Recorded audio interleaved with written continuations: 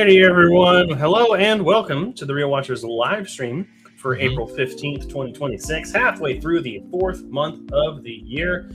Hope you're all having a fantastic day so far. Of course. Kevin, how the heck have you been over the last week? Good, but not too bad. Didn't watch as many movies again as like I used to, but I was pretty busy over the weekend, and I have a 9-day work week coming up, so we're just starting that off. So I just got to make it through, and that's it. Alrighty, well there we go. As for me, it's been just busy with school stuff is really coming to a head. I have like 3 weeks left, so this is crazy. Crunch time. Yeah, 3 weeks. I have another what's it called? I've got 2 concerts coming up over the next 3 weeks as well. So it's like it's going to be rough for everything. So I apologize to all friends, family, anyone, because he's not ignoring you because he doesn't like you. Yes, exactly. But we did have a comment here. Smiley pink poop. Love it. Gotta love it. Well, hope you're doing well, Nadia. I know we just spoke last night, but hope you're doing well. Anyhow, let's go ahead and kind of get underway. We have a lot of news to talk about. There's going to be a lot of stuff coming out while we're doing the stream because the CinemaCon presentation for Universal is happening right now. So we might not get everything that happened today. So just we will probably talk about that next week. But up first, Spider-Man Beyond the Spider-Verse has been confirmed to release in June of 2027. I mean, that was pushed back a lot, wasn't it? Yeah, but they did have to, work on it. Yeah, that's true. So I'd rather have. I don't know about you. This is how I feel. Make it be like, oh, it's gonna come out in 2025, and then have like a surprise release. Oh, actually, we got it done a little bit early. Here's 2024 kind of a thing. I'd rather have that than pushing everything back. Yeah, I mean, take time, make it as good. If it's as good as the first 2, it'll be one of the best movie trilogies of all time. So yes. But next up, a new Chucky movie is in development, and it will be scary and will release in theaters. Very cool. I mean, seeing where are we going to go with it? That's the only problem here. It looks like we're doing a little bit of futuristic. That's what the poster looked like to me, at least. But doesn't hurt to maybe rehash things out. No pun intended. I mean, we'll just have to wait and see. Chucky's never a character that I've specifically thought has been scary. So, I mean, we'll see what they end up going with that route. I mean, I love the character, but it's just not one that I think is scary. So I wonder what they mean by that. All right, biggest piece of news for me coming out of CinemaCon. An animated R-rated Bloodborne film is coming from Sony, and Jacksepticeye is producing the film. Interesting. Holy I'm so down. shit. I am so fucking ready for this, especially if it's anime. Like, get the studio from Chainsaw Man on this. Oh! Yeah. But a lot of people seem to be confused. Jacksepticeye is not directing the movie. He's not starring in it. He is just the producer. So he's coming in and making sure that everything goes according to plan. He's the one helping to finance the movie and get it made. So, hey, you know what? That's probably the perfect role for him. He's a huge fan of the game. I mean, I'll take a step back and just see what he cooks, pretty much. Like that I'm so down for it. I mean, an animated Bloodborne rated R. Too is just it's rolls off the tongue, which makes me think it's going to be anime, but we'll see. We'll see. But a new movie in the world of long legs has been announced. Nicolas Cage is returning, and Osgood Perkins is directing again, and I just can't wait to see what they do with this world, because Long Legs was one of my tops last year, so I really want to know where they're going with this. Yeah, I don't know how Nicolas Cage would return. That's not spoiling the movie. I just don't know what they would do with him when he came back. I guess he's also going to be producing, and this is moving over to Paramount's indie studio. I guess their studio bought the rights from Neon, so okay. Who knows? Well, Next up, Warner Brothers is planning on 18 theatrical film releases for 2027. That's a big number. That's a big number, and maybe it's too much. Maybe it's too ambitious, I should say. I mean, that's just total. So that means also their indie film divisions. That means, any kind of like satellite companies like Legendary. It's not just Warner Brothers. So that's awesome. Hopefully they can get this freaking merger turned around. But here's what it is. Well, we'll see if we had the MCU crisis, is what I like to call it, where they're just putting one movie out at a time, but it wasn't performing as what they thought it would be. So hopefully they can keep their consistency if these 18 movies do actually release in 2027. Yeah. And looking back on it, Warner Bros. Had an amazing 2025. Not only did they have the highest grossing movies of the year, they had like Minecraft, they had Sinners, they had Superman, they had One Battle After Another, and then they won a slew of awards at the Oscars this year because of Sinners and One Battle After Another. So like they had a great year. So honestly, as long as it's good content, keep putting it up. I mean, I hesitate to say good when we know Minecraft 2 is coming, but hey, whatever. But next up, the Legend of Zelda live action film has wrapped production, and I don't know how I feel about it. Yeah, I mean, it's a talented director behind it. So, I mean, that is a kind of sign of some positivity, I would say. And, I mean, the behind-the-scenes photos we've seen look pretty good. So, I mean, I've got some hope for this. It doesn't look like they're going the same route as the Super Mario movies. Which is good. A little bit more adult, which I think is or not adult, but more... Because, I mean, Legend of Zelda skews more mature anyway in terms of audience. So I think that, they're probably going to go that direction. So. Yeah, and hopefully if we get that first trailer, it just kind of blows our mind, and I'm okay with that. Next up, the trailer for Coyote versus Acme releases next week, and the film is coming out this summer, which, awesome. I've been waiting for this movie for so long. But a little teaser clip today to announce that the trailer was coming, and it was like Wile E. Coyote like hanging over the edge of a cliff, like trying to run, but realizing there's no ground beneath him, and he pulls out one of his signs that would say like "uh-oh" or whatever, but in this case it says "check your tax returns" or whatever. Oh my gosh, that's great. Because A, today is the day your taxes are due, but also because the canceling of the movie on Warner Bros. Half was a tax write-off. Oh. So they were poking fun at him, which is it's so good. So that's hilarious. I like that. Oh, yeah. Next up, Olivia Holt and Mason Gooding are returning in Heart Eyes 2. I'm excited to see where they go with this. Another Valentine's Day slasher movie, just to have some fun. I mean, I didn't like the movie, so I mean, I don't really want to see this. But I mean, hey, you know what? If it's better, it could be. You never know. I mean, it's a horror sequel, so we'll see. We'll see, yeah. Mm-hmm. Usually sequels don't do as well as the primary film, just true when you're looking at like history.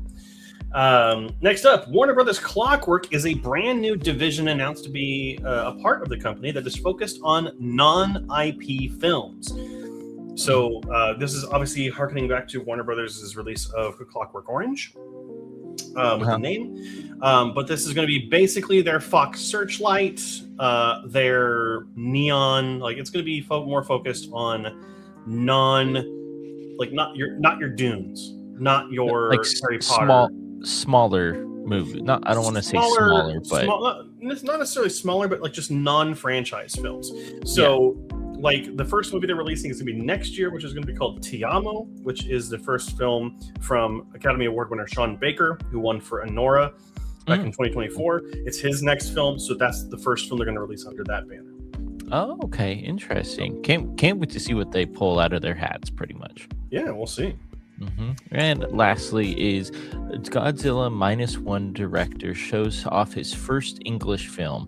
It is called Grand Gear. It looks to have much mech on mech.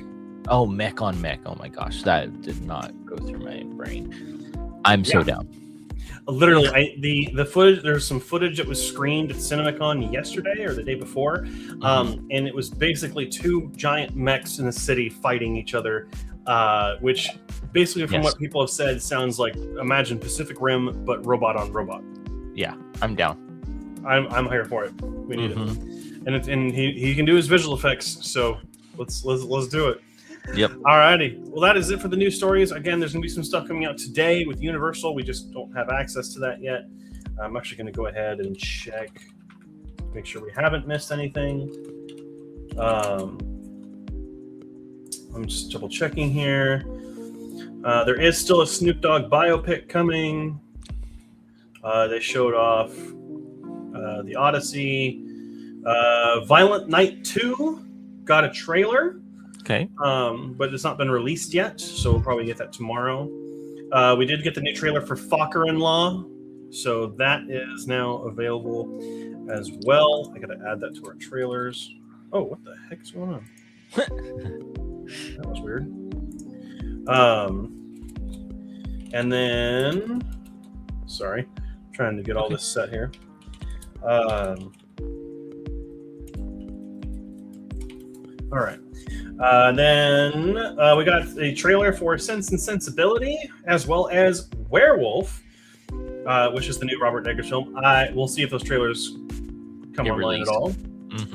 Disclosure Day, got some stuff there, and that was about it. So nothing too crazy, so no big announcements. Hopefully some of those trailers come online soon. Yeah, I'm very interested on all those trailers, I will say. Werewolf, Robert Eggers is one of my favorite directors that's like new, so I am very excited to see what Werewolf's going to be. Nice. Yes, we need more Valentine's Day slashers, says Nadia. Yep, I agree. I mean, so we gotta do something interesting with it. I feel like Hard Eyes is just like, he has the hearts in his eyes, and that's it. Like I think there has to be a more core. Like honestly, if they want to make like a truly scary slasher movie set around Valentine's Day, make him an incel. Make him like a Reddit dwelling guy who hates women. Like, and it would be super realistic, and that would be really scary because it shows the horrors of real life. But then you just tie that into like a slasher movie. I think that would be or like a kind of a Valentine's Day stalker movie. I mean, I feel like those have been done before. I mean, like I feel like you need to address stupidity like those people in the face. Yeah. You know? Okay. Make a movie about an incel, but make him the most unsufferable person in the world. You know. Alrighty, but let's go ahead and talk about the movies that are coming out to streaming. All 5 Hunger Games movies are now on Hulu, so if you want to check those out before Sunrise on the Reaping this year, you can. Halloween Ends, the controversial end of that Halloween trilogy, is now available on Netflix. As is Scream 2022, which is Scream 5. And If, the Imaginary Friend movie that came out in theaters last year, I think? 2 years. 2 years ago, is now on Netflix. So yeah. That's the one with Ryan Gosling on it. That's the only reason why. Ryan Gosling, Steve Carell. There's so many people in that movie. But alrighty. Right. But let's talk about the trailers that came out this week. And we got a big one. Yeah. I mean, and it was only 40 seconds too, and it's great already. Godzilla -0 looks fantastic. The Hunger Games Sunrise of the Reaping looks actually interesting to me too. It looks very colorful and whimsical. So I really whimsical is not a word I ever thought I would hear associated with Hunger Games. The Hunger Games, hey. Yeah. And then I'm kind of want to see the Ice Cream Man to see if it has anything to it other than slashing and killing. Sure. So I mean, obviously for me, Godzilla -0 looks absolutely incredible, even from the little bit of footage we got. Insidious Out of the Further looks pretty bad, I gotta say, at least from the trailer. Well, and about that trailer too, they gave away so many jump scares in there that would have been fantastic on the big screen. Horrible decision, whoever made that trailer. Keep going though. Yeah. And the other one I would say that was worth pointing out is Passenger. I don't think this movie looks particularly good. It looks very jump scare heavy. Like hitchhiking ghosts, essentially, is what I get from the trailer. But it's just all jump scares. That trailer was just all jump scares. So not looking forward to that one. But Godzilla -0 is probably the best one so far. Yeah. Sure. And I would say Fokker-in-Law does look at least on brand for the others, and I think Ariana Grande looks like she's like settling into the acting role even better. So, Gotcha. Okay. Yeah. Okay. Let's go ahead and go to the box office, Kevin. Yeah, the box office. No surprise here. Super Mario Galaxy movie coming in with 68.1 million. Project Hail Mary coming in with 24.1 million. Then we have the drama coming in at third place with 8.7 million. You, Me, and Tuscany with 7.6 million. And Hoppers, still in theaters, 4.2 million. Yep. Nothing surprising here. I mean, it's kind of crazy to see that Yumi and Tuscany opened in fourth, just because I had heard through some sources on other websites about that there are a lot of films with black characters that are being sidelined because they want to see how this film performs first. Which that shouldn't care. It sucks. Yeah. Yeah. They literally released it a week after Super Mario. They were going to get decimated. Like, yeah. I don't know why they did that. But anyhow, that's it for the box office. Let's go ahead and talk about the movies that are coming out this weekend. And up first, probably the biggest one this weekend is Lee Cronin's The Mummy. The young daughter of a journalist disappears into the desert without a trace. 8 years later, the broken family is shocked when she is returned to them, as what should be a joyful reunion turns into a living nightmare. This has had some pretty good-looking trailers. They did premiere this whole film at CinemaCon this week, if you were lucky enough to get a ticket. And the reviews have been slightly mediocre, maybe a little bit more positive than middle of the road. It's covering about a 6.6 on IMDb right now. A lot of people saying that the Mummy name is misleading. So okay. We'll have to wait and see what ends up happening with that. But that is the first bigger movie this week. Up after that is Mother Mary, a movie I'm very excited about. Long-buried wounds rise to the surface when iconic pop star Mother Mary reunites with her estranged best friend and former costume designer on the eve of her comeback performance. This is one of like 6 movies with Anne Hathaway releasing this year. Yeah. This comes to us from the same director as The Green Knight and A Ghost Story, which is David Lowery. I love this director, so I'm very excited for this. I've heard that it is a weird nightmare trip, dreamy visuals kind of a thing. So I'm all here for it.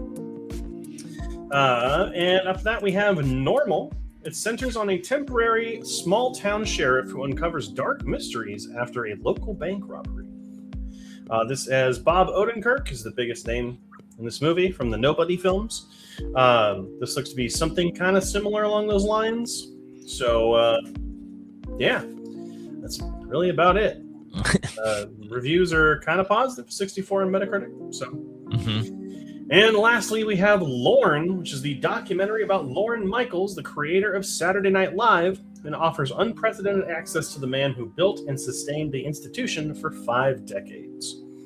So, for some reason, if you still like watching SNL, even though that show has gone so far downhill, you can go check it out if you really want to. Yeah, I mean, we'll see, but not going to do well, I'll tell you that. Alrighty, before we move on, 3, 4, 5, 6, we have to do our new thing. We got a flickle. So let me go ahead and share my screen. And Kevin and I are going to try and figure out what this movie is. Starting now.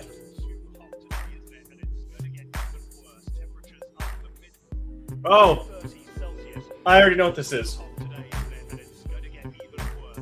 So, if you turn it down, do you hear the accent? Is it? Well, it's British. So it is British. What is it called? I know exactly what this movie is, and it's not what you're thinking. It's not that one. I mean, I don't know what you're thinking, but I can guarantee it's probably not. It's okay. Okay, what is it?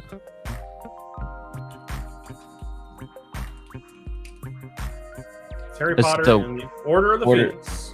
Wait. No, is it? No, I think it's Half-Blood Prince. No, it doesn't have that. Is it? No, it is Harry Potter. Okay, so it is Order of the Phoenix. Yeah, because Half-Blood has that stupid tint to it.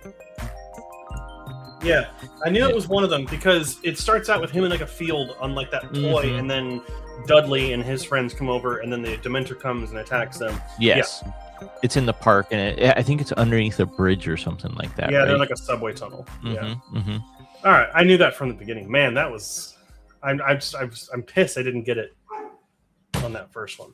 Yeah, But that's okay. It's okay. All righty, but we We'll got do it some for fun. movies to talk about though. Yes, you have 12. I have 1. Well, I guess we'll go with 616. Mm-hmm.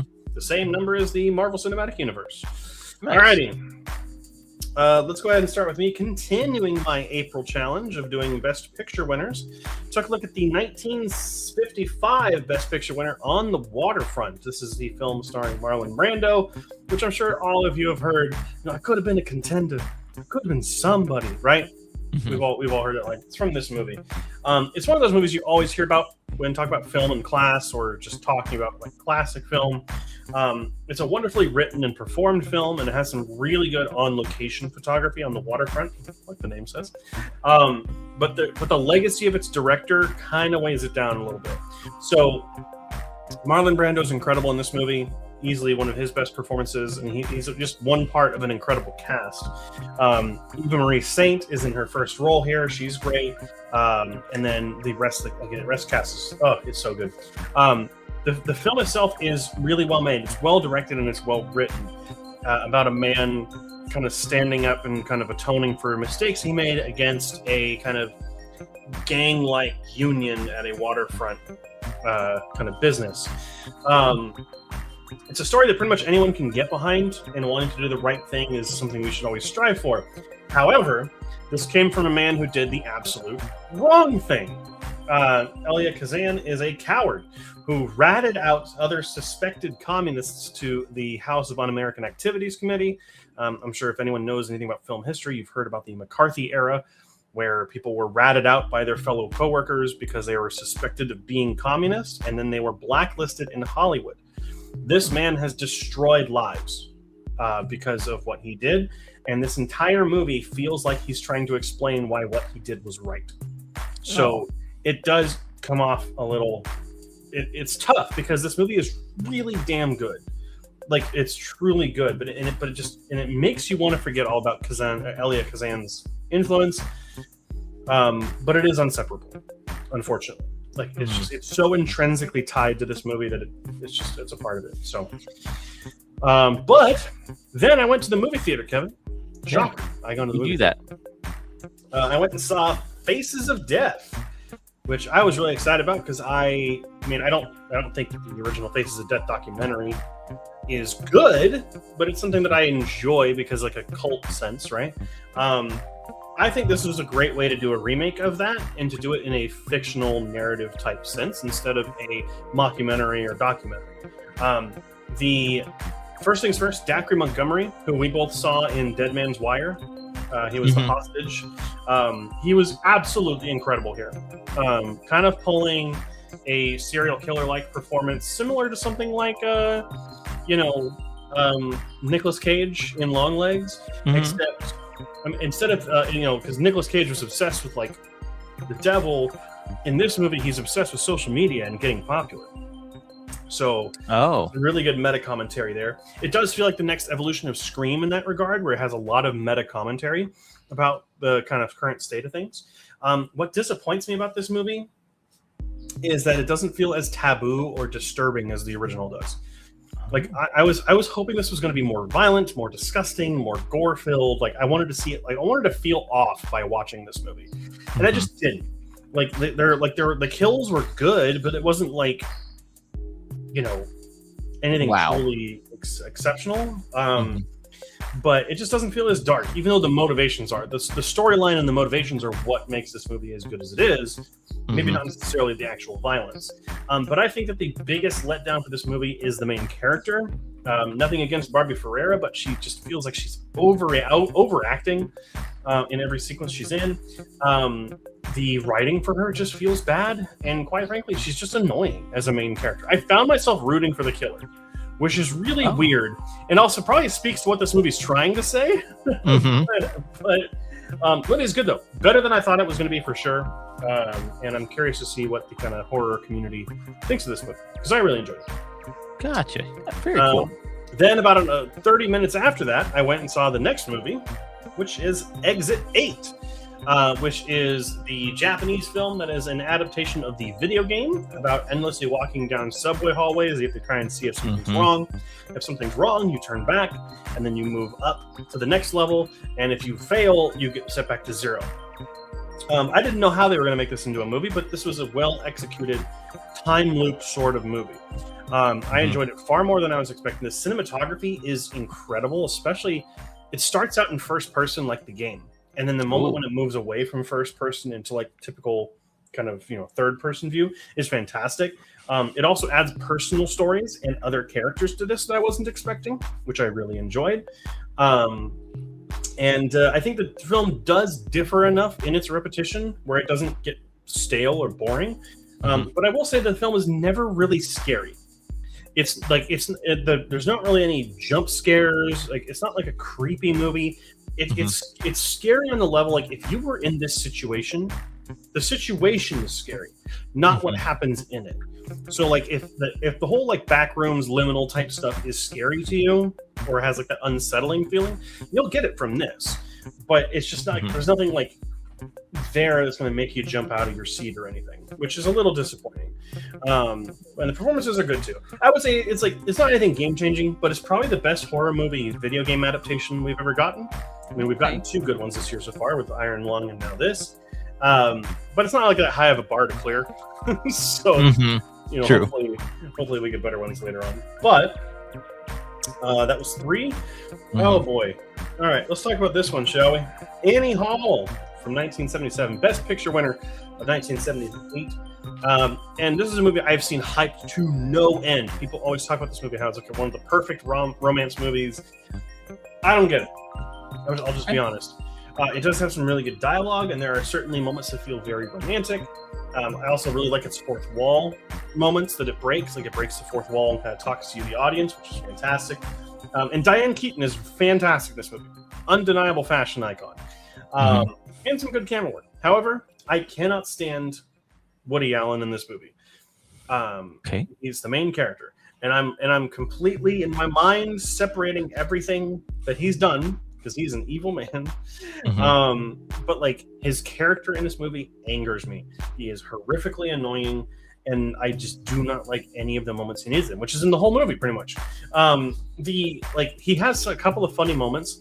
Like there is one moment where he's going like a dinner party at like a college, and like the host is like, oh, there's the chair of this school and the chair of this school here, and he's like, oh, 2 more chairs and you'd have a dinner table. That's funny, but like he's the large part of the movie and I can't stand it. Like I'm distancing art from artist as much as I can, so I'm not using this to comment on how actual a monster he is, but it's just the central foundation I do not enjoy. It still has some respectable elements to this movie. It's not a bad movie by any means. It's just that main character is so annoying, and the fact that this won over Star Wars for Best Picture that year drives me nuts. So anyhow, 70 out of 100, best I can do. All right, number 5, Mrs. Miniver. This is the Best Picture winner from 1943. I actually discussed this movie in my World War II class last year, which didn't know this would actually kind of come up again. This film is essential when you talk about World War II history and film, specifically because it was used as a piece of propaganda. It was a UK film that the US was like, no, we want to show this to kind of help people get involved, because this came out after Pearl Harbor. In that regard, it's interesting. It's populated by good performances. It is definitely a little bit boring in its first half. I think that Greer Garson and Teresa Wright are the best parts of the cast here. They're fantastic. Their emotional core is great, and they won Oscars for their roles. So this show how good they are. As a piece of wartime filmmaking is pretty darn interesting, and the history behind it coming to America is really cool. But I just the film's first half is just kind of dull. It's kind of a slog to get through, but once that hour passes and you kind of shifts into gear, this movie gets pretty darn good. So important film for its time, just good now. So I'm gonna go ahead and say 79. Nice. All right, one more and I'll go over to Kevin. Oh boy. Oh boy. Unforgiven. the Best Picture winner of 1993. This is one of the best westerns I've ever seen. I'd always heard that this was good, but I was not expecting it to be on this high of a level. On one hand, it blasts apart the myths of the Old West that America has created so vividly in the zeitgeist. It's also like a capstone to Eastwood's Western career. And it's a movie where everyone feels like they're trying to do the right thing, but no one is doing good things, which is really interesting. The cast all around spectacular. Clint Eastwood's great. Morgan Freeman's fantastic. Gene Hackman is a top tier villain here. Really, really like him in this movie. I mean, he won an Oscar, so good. But it's this very idea that makes it work so well. Everyone is trying to do the right thing, but in the wrong way, which is. But it was successful. It deconstructs the myths of the Old West, right? These are men who were not heroes. They were afraid to lose fights. They were jealous about dick size. Like they're all this kind of thing. Like they were very flawed people. But also it talks about the meaning and the nature of violence, how it doesn't solve anything, even if it's done in a righteous way.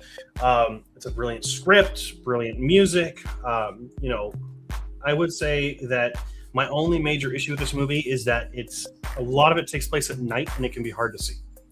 So, just kind of be aware of that. But among my favorite westerns now, it's visceral, it's melancholic, and I think it's a perfect look at what makes a genre like this. So, okay. Yeah. So, I'll go. And it's Harry Potter and the Sorcerer's Stone. I did not review this movie yet. Again, I have watched this a bunch of times. I feel like I know what's going to happen. But unfortunately, nostalgia didn't hit me on this one. It was just an okay movie, unfortunately. And they just for me, some of them keep getting better and better over time, except for one of them that I'll probably get to once we get there. But it's a good jumping off point to get you into the world of the wizarding world of Harry Potter and the magical but terrifying stuff that can happen, and the whole sideways thing about Professor Snape and everything like that.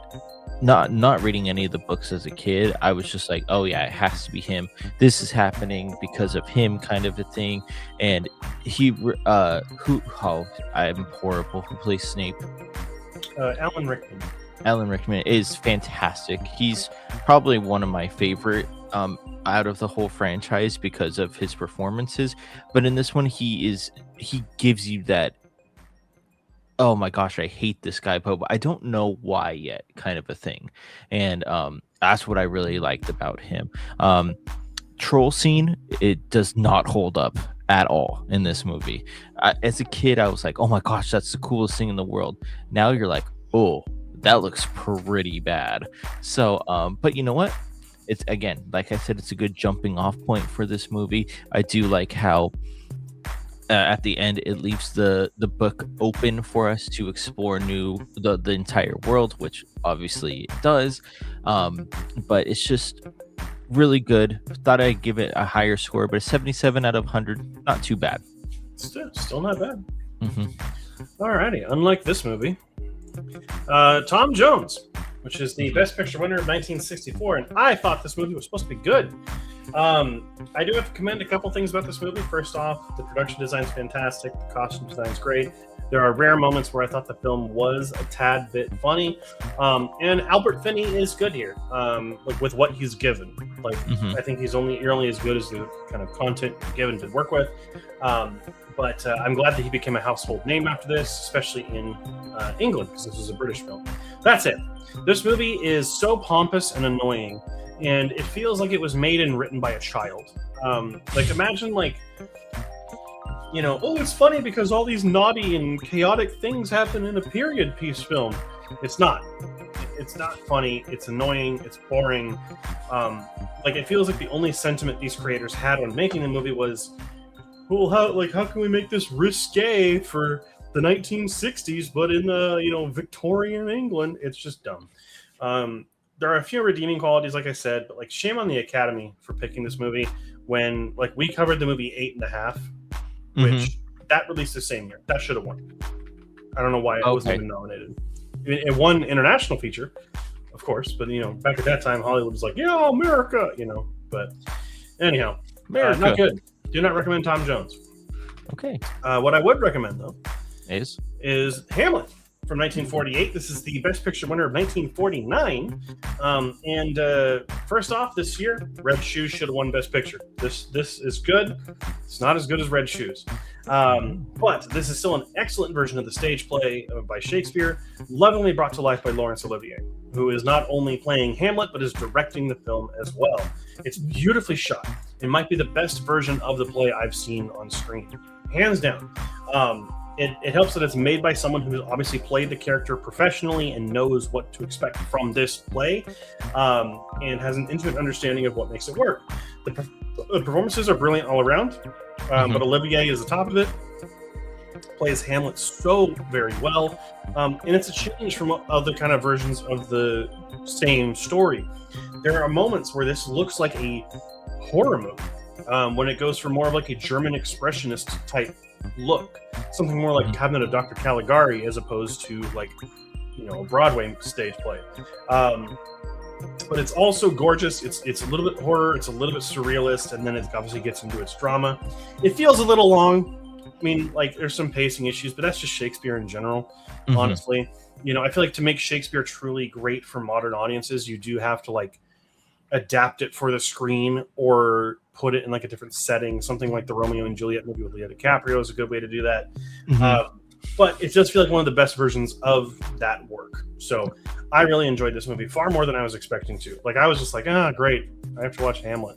And then I was like, oh shit, I got to watch Hamlet. Actually really enjoyed this.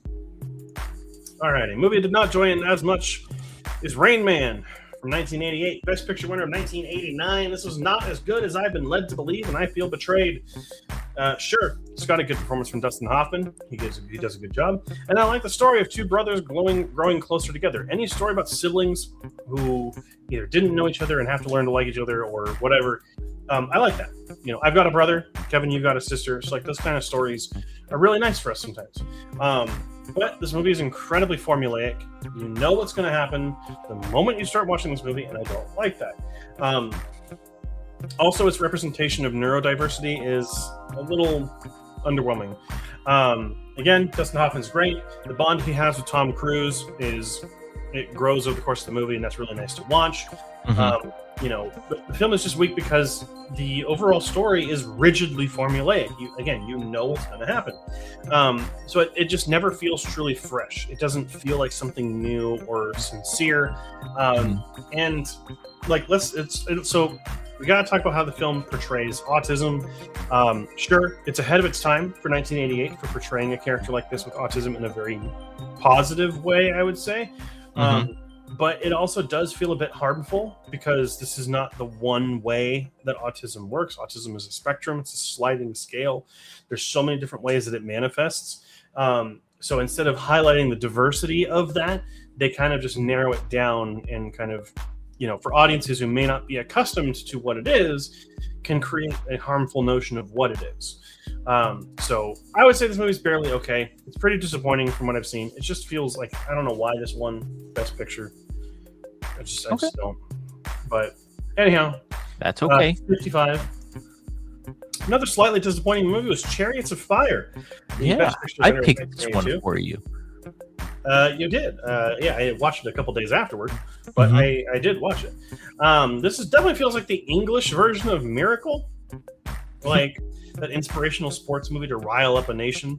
It's your typical inspirational sports movie, which I don't think is necessarily bad. It's just boring and tedious. Like, what's going to happen.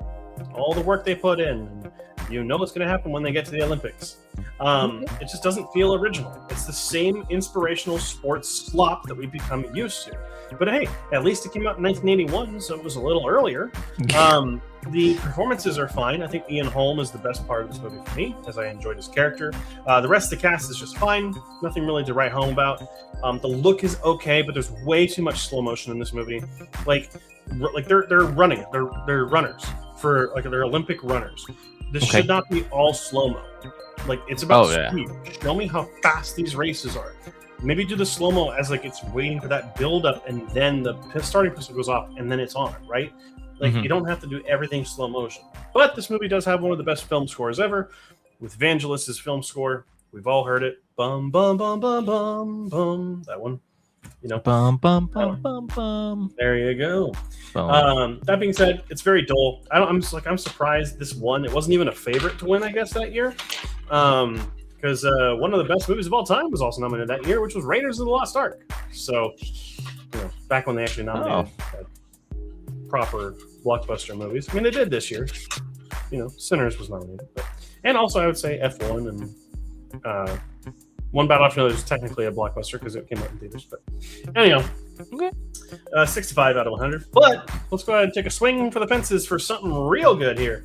And I just watched this today, and is a new member of the 5-Star Film Club for me, which is Bad Day at Black Rocket. Oh my God, I was not expecting this movie to be this good. I didn't know this movie existed yesterday. Okay. I found a video that Criterion had posted where they had called the video Paul Thomas Anderson Says This is the Best Film Commentary Ever, or something like that. So I'm looking at it, and this film was released back in 1955 by John Sturges, who's the director, and he has his commentary track that Criterion has on their channel right now for a month. And it's supposed to be like, you learn more from this commentary as a director than film school.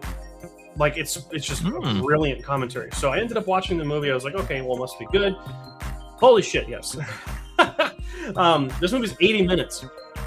This movie does not waste time. You are getting to the heart of the story.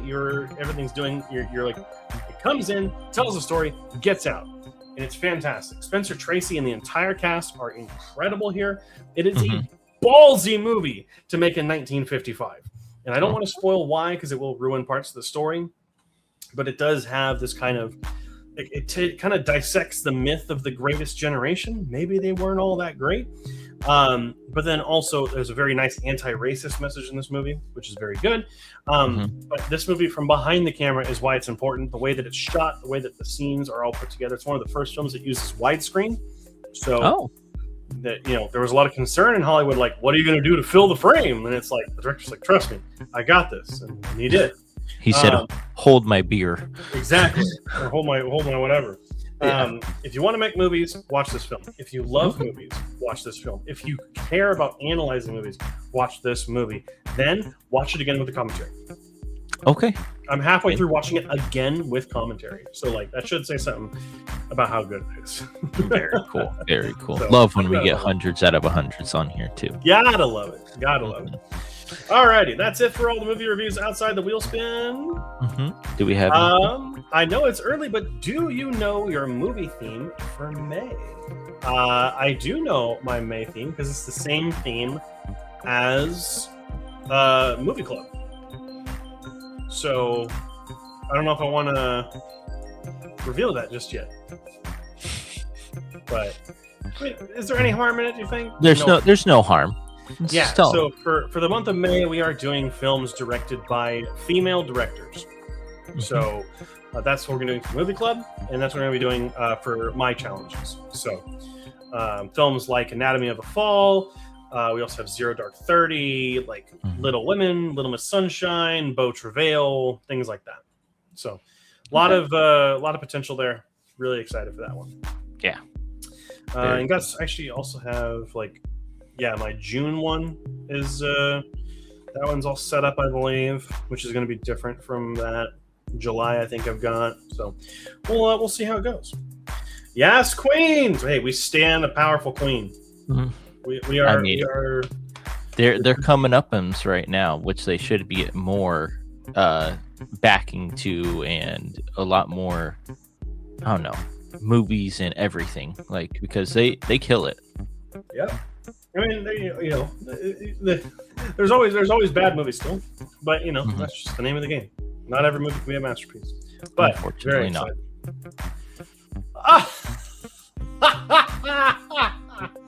Suggest the title be Mother May I. May I. Love that. I will probably steal that. But thank you for that. I love that. Good stuff. Thank you. Alrighty, let's go to the wheel spin movies, Kevin. Yeah, let's get into the wheel spins. This is my short. It was a weird short because I don't know What's the title of it, Kevin? It's this. I can't say it. I know I can't say this. The screwy truant. Screwy You truant. got it. Yeah. Okay, and it's the funniest part is at the end of this, but the animation is really good, but it's a very Bugs Bunny-ish, like with all the jokes, and so you've seen it a bunch of times, but animation's still fantastic. But the end cracked me up because he skipped school and you don't know the reason why until at the end, where he says, "Oh, I skipped school," and then he I don't know, I think he kisses him. He did something, but he goes, "Because I have the measles." And it's like, measles are still a thing, but it's like, oh my gosh, that's the greatest thing, because no one, it like, you give this to a kid now, they're gonna be like, what are measles, kind of a thing. And they look like chicken pox on him too, which was fantastic. But just that little thing was like, oh, it's measles, that's why he's not at school, stop chasing him around. But it was still pretty good. 80 out of 100. There you go. My short this week was Charade, which Kevin watched about a week or two ago. I'm trying to think of how to start this. I don't really think there's anything special about the animation here. It's just a white background with characters on it, so it doesn't feel that interesting. I would tell you right now, you mentioned in your review that this is how our game night group would play charades. Yes. And I can see that, and I can tell you right now that I would be the exact same while watching this as I was if we were playing it, which is frustrated beyond all that. Yep.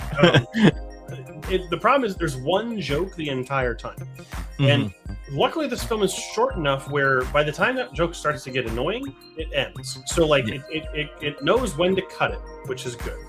I just don't think it doesn't like look particularly amazing or anything. Like, you know, I'm luckily it cuts that joke off before I get really annoyed. But it was fun.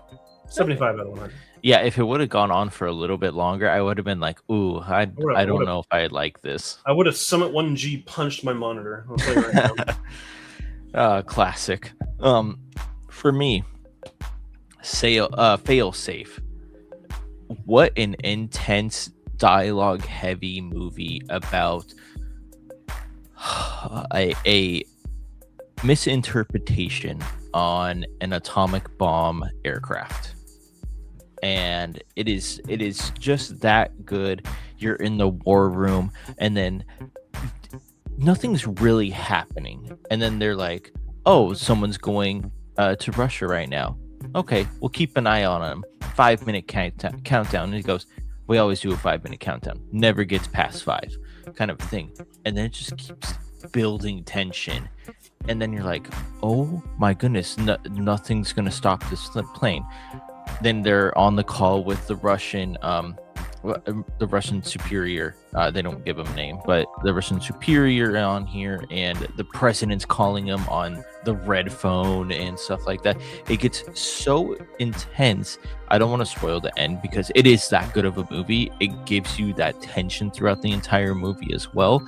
And the saying of the new technology, it was just a big ass computer going over like the flight plans of their bombers and jets and everything like that, was really funny because they just use random computer sounds from back in the day, so it was really funny that way. But it's just, you're there for how tense it gets between the inside of the room. There's one part they take there's six aircrafts in a V, and they take one of them down. Everybody starts hooraying in the room, but it's one of our aircrafts. So the general goes, no, why are you guys cheering like it's a football game? This is real stuff.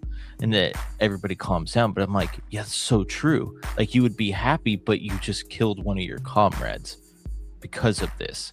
And so it's a fantastic watch, especially for 1964.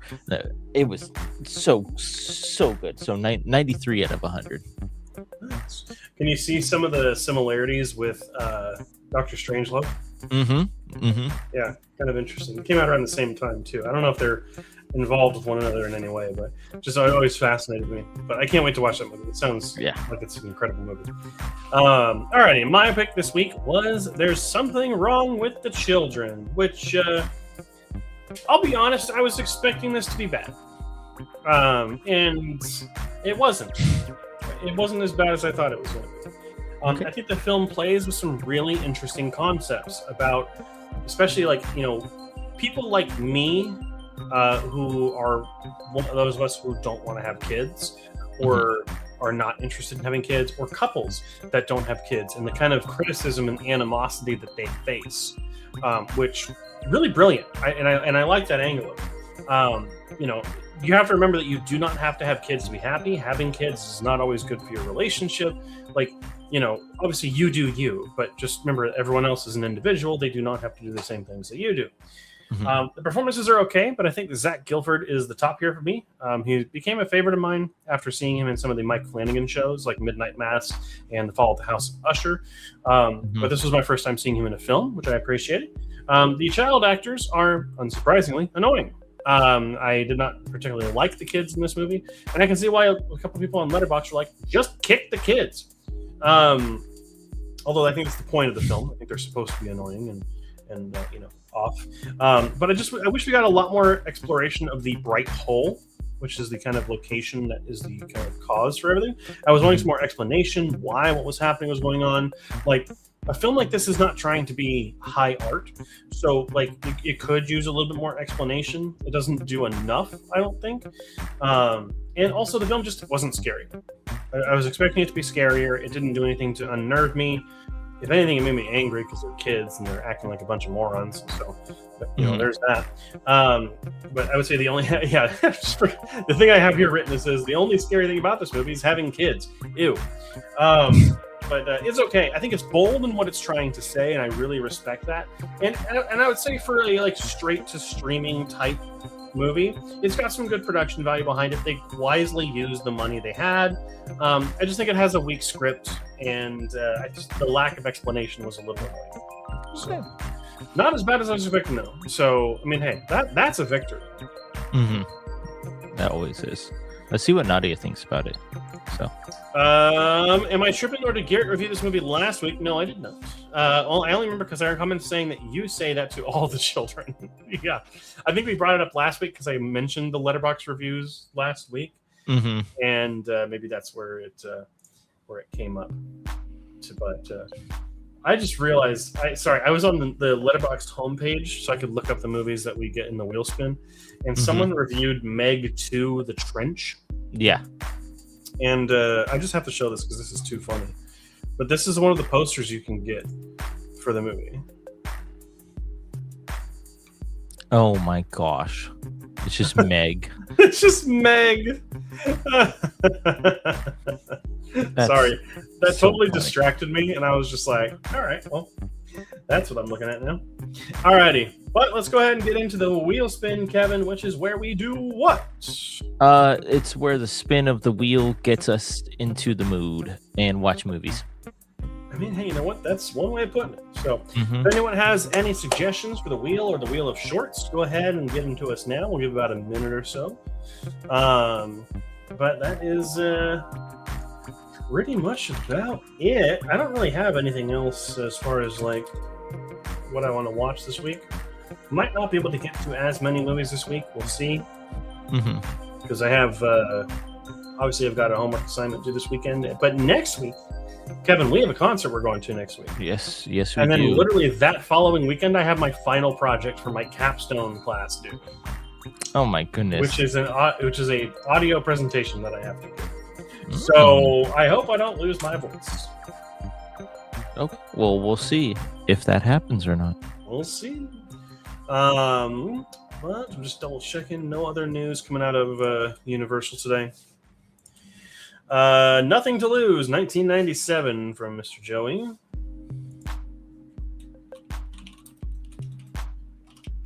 And then we have, is Cabin Fever there already? Let me double check. No, Cabin Fever is not on there yet. Oh. I'm guessing we're talking about the Eli Roth one. Alrighty. We gave it about a minute, so no one else really getting in the comments. So we're going to go ahead and save the wheel of movies real quick. We'll go to the wheel of shorts. Hope you're ready, Kevin. I'm ready for it. I'm looking at movies in case I get your movie. So we'll spin, and Kevin's is Putty Tat Trouble. Putty Tat. Putty Tat. Putty Tat. It's a really weird way of saying something a little weirder. I see what you mean. Alrighty. And my short this week is... I gotta remove that one. Shuffle, and spin. Oh, I gotta add Putty Tat Trouble back on there.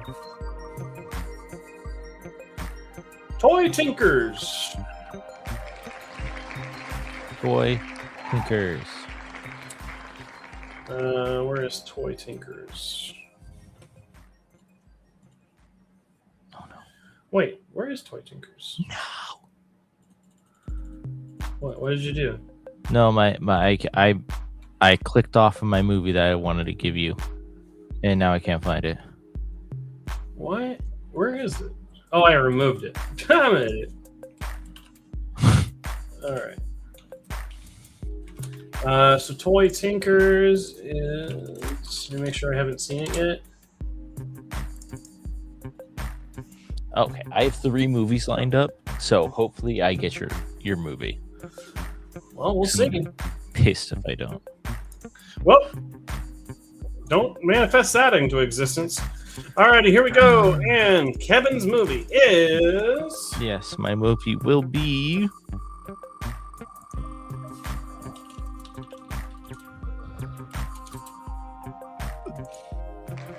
My Pick for You. Okay. All right. I've got something in mind, but let's go ahead and shuffle this up. Oh, the suspense is killing me. Oh, God, I burped. And, oh my God, Kevin, it was one away. Let me see if I've seen Wrong Turn. Hold on. This is mine. Oh, never mind. Screw you. I think I watched Wrong Turn, though. No, I watched something else. Oh, you think you watched Wrong Turn 4 or something like that? I think so. Yeah. All right. Well, like... Wrong Turn is my movie. Nice. All righty. All right, Kevin, you ready for your movie? Yes. I know where it's at. Kevin's watching Bad Day at Black Rock because I want him to watch it. I was going to tell him to watch it anyway because it's only on Criterion for like another 15 days. So, yeah, you're going to watch it. You're like, chop, chop. Right now, Kevin, leave the call and go watch it. No. All right. I'll see you later. Alrighty. So, this is going to be our picks, or our wheel spins this week. Kevin will be watching the short Putty Tat Trouble from 1951. And we'll be watching the feature film Bad Day at Black Rock, which I reviewed and gave 100 out of 100 to today. So, we'll see what Kevin gives it next week. And then for... mine, we're going to be watching Toy Tinkers, which is a Disney short, and then Wrong Turn, which is completely different from a Disney movie. I don't think Wrong Turn is even on anything. No. Oh, no, it's on Prime. Never mind. All right. Well, there's that. Okay, that is going to be about it for this week, everyone. Thank you so much for joining us. Really appreciate all of you being here. We do have our newest episode of Movie Club coming out on Friday, which is going to be our next Oscar winner for Best Picture we're going to cover on the show, which is going to be the 1999 film 2000 winner, American Beauty, which we're really excited to talk about because I don't think either of us have seen it before, so it's the first time for both of us. And of course, this show goes live every single Wednesday at 7 p.m. Pacific Standard Time. So thank you so much for joining us, and until next time, make sure to keep those eyes on the screen. Have a good night, everyone.